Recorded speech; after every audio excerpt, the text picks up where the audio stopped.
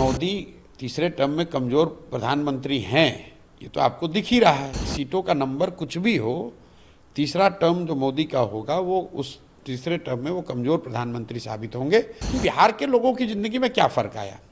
क्या बिहार के बच्चों की स्थिति सुधर गई? बिहार में मैं जानता हूं कि बीजेपी लैकलस्टर नेतृत्व है, उनका कोई ना चेहरा है ना उनका कोई प्रयास है। बीजेपी का कार्यकर्ता, एक एक कार्यकर्ता मान रहा है कि नीतीश जी के नाम पर चुनाव लड़कर जीत नहीं सकते हैं। वो नीतीश को मुख्यमंत्री के पद से हटा नहीं सकते हैं क्योंकि उनको दिल्ली में सरकार चलानी है। आपको क्या लगता है, मोदी तीसरे कार्यकाल में अपने कमजोर हुए हैं पहले की अपेक्षा, और उनके जो अलाइज हैं नीतीश और नायडू, क्या लास्ट लॉन्ग करेंगे उनके तीसरे टर्म में? देखिए, मोदी तीसरे टर्म में कमजोर प्रधानमंत्री हैं, ये तो आपको दिख ही रहा है। लेकिन हमने तो इलेक्शन से पहले ये बात कहा कि सीटों का नंबर कुछ भी हो, तीसरा टर्म जो मोदी का होगा वो उस तीसरे टर्म में वो कमजोर प्रधानमंत्री साबित होंगे।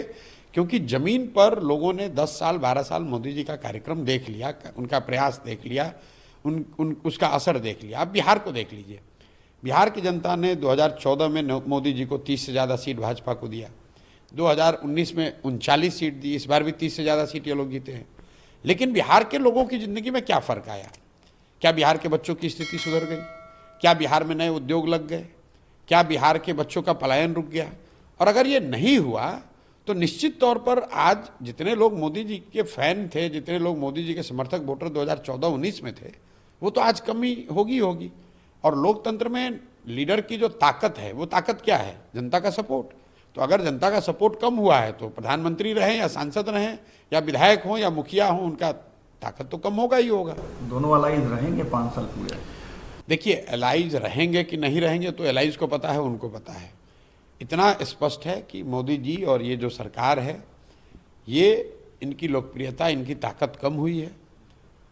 और आगे की लॉन्जिविटी इस पर डिपेंड करेगी कि आने वाले 2-2.5 साल में जो 9 राज्यों के चुनाव हो रहे हैं, जम्मू कश्मीर, दिल्ली, हरियाणा, महाराष्ट्र, झारखंड, बिहार, बंगाल, असम और तमिलनाडु, इन राज्यों के चुनाव के परिणाम अगर बीजेपी के खिलाफ हुए तो निश्चित तौर पर सरकार की स्थिरता को लेकर सवाल उठेंगे।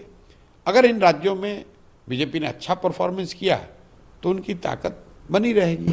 तो आपको क्या लगता है इन राज्यों में बीजेपी का परफॉर्मेंस कैसा हो? अब कैसा रहेगा ये तो उन राज्य वो तो उन राज्यों की स्थिति लोग बता सकते हैं। बिहार में मैं जानता हूं कि बीजेपी लैकलस्टर नेतृत्व है, उनका कोई ना चेहरा है ना उनका कोई प्रयास है, ना उनकी कोई बात कर रहा है।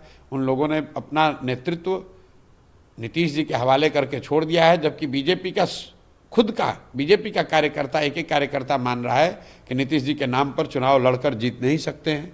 लेकिन देखिए, कभी कभी नियति भी अपने तरीके से काम करती है।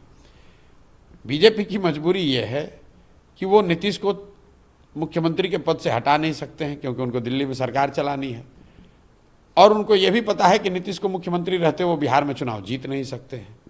तो भाजपा की हालत तो बिहार में ऐसी है कि ना आप दाएं जा सकते हैं ना बाएं जा सकते हैं। उनको मालूम है कि सरकार में क्या परेशानी है, उनको मालूम है कि नीतीश के साथ वो जीत नहीं सकते हैं, लेकिन बिहार में वो कुछ कर नहीं सकते हैं क्योंकि दिल्ली में सरकार चलाने के लिए उनको नीतीश की मदद की जरूरत है।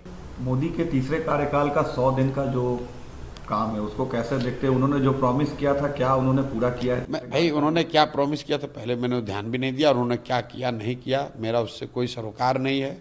मैं बिहार में एक तरीके से I am buried in the bushes of Bihar, और मुझे दूसरे किसी चीज़ की ना चिंता है ना ज़्यादा खबर है।